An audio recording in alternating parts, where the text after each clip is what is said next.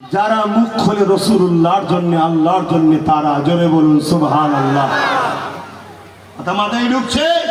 যারা নাইকে নাই বলে, অন্যায়কে অন্যায় বলে, তারাই তো আলেমে হাক্কানি। যারা অত্যাচারী শাসকের চোখে চোখ রেখে কথা বলবে, তারাই তো আলেমে হাক্কানি। যারা গরিবের পক্ষে দাঁড়িয়ে, বিধবার পক্ষে দাঁড়িয়ে, এতিমের পক্ষে দাঁড়িয়ে, রাষ্ট্রের পক্ষে দাঁড়িয়ে, মুসলিমের পক্ষে দাঁড়িয়ে অত্যাচারীর বিরুদ্ধে লড়বে, তাদেরকেই বলা হয় আলেমে হাক্কানি। তাহাজ্জুদ পড়লে শুধু হয় না, কোরআন তেলাওয়াত করতে জানলে শুধু হয় না, আল্লাহর মাখলুককে যে বাঁচাবার চেষ্টা করে, গরিবকে যে বাঁচাবার চেষ্টা করে, তারাই তো আলেমে হাক্কানি। জোরে বলুন সুবহানাল্লাহ, আরো জোরে বলুন সুবহানাল্লাহ।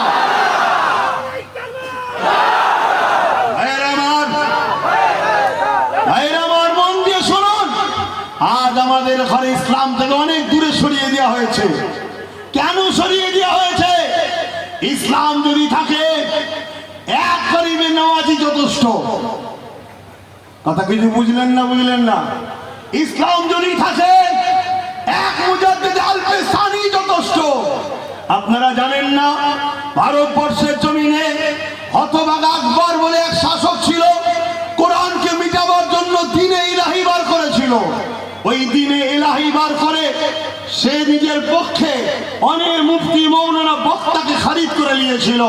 তাকে বেতনভুক্ত করে, তাদেরকে ভাতা দিয়ে, তাদেরকে মাইনে দিয়ে, তাদেরকে অর্থ দিয়ে সাধারণ মুসলমানের কাছে ওই আলেম উলামাকে পাঠিয়ে শুধু আকবরের বিরুদ্ধে না গর্জে ওঠে, আকবরের ভুল হলো এই উলামা দ্বারা সংশোধন করিয়ে দেবো। এই উলামারা মুসলমানকে যে বুঝাতো না ও সব ঠিক আছে, ও সব ঠিক আছে, এভাবে বেতন ভুক্ত করে রেখেছিল। আকবর একদিন ধরা পড়লো। কিভাবে ধরা পড়লো? হযরত মুজাদ্দিদ আল-পেসানি একদিন আকবরের বিরুদ্ধে মুবাহিলার বাহাসের ডাক দিলেন, চ্যালেঞ্জের লড়াইয়ের ডাক দিলেন। সেই ডাকেতে হতভাগা আকবরের পক্ষে মিলিটারি রয়েছে, ফোর্স রয়েছে, সেনা রয়েছে। আর এই সব দেখে দুনিয়াদার মুফতি, দুনিয়াদার মৌলানা, দুনিয়াদার বক্তা, দুনিয়াদার আলেম সব আকবরের পাশে দাঁড়িয়েছে।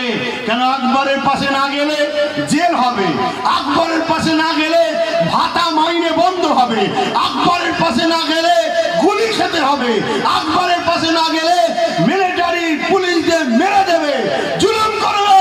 কিন্তু মুজাদ্দিদ আল-পেসানি দাঁড়িয়ে রয়ে গেল আকবরের বিরুদ্ধে লড়াইয়ের জন্য। মুজাদ্দিদ আল-পেসানির পাশে সামান্য কিছু গুটি কতক আলেম উলামা দাঁড়িয়েছিল। এ যুবক, ইতিহাস শুনে রাখো।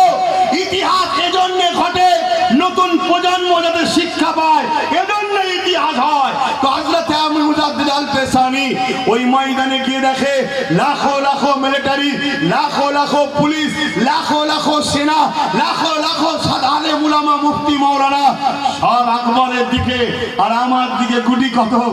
হযরত মুজাদ্দিদ আল-পেসানি ওই মাঠে দাঁড়িয়ে তামাম কায়নাতের সৃষ্টিকর্তার কাছে হাত তুলেছে, আল্লাহ সবাইও যদি একদিকে হয়, মুজাদ্দিদ আল-পেসানির কোনো অসুবিধে নাই।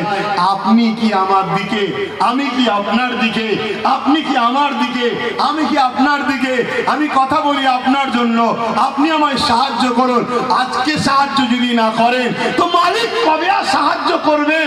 আজই আপনার সাহায্য চাই। বিশ্ব সাক্ষী রয়ে যাবে, হকের হাকিম আল্লাহ, হকের বিজয় আল্লাহ দেয়। হকের কষ্ট হলো, দেরি হলো, অবশ্যই জয় হয়।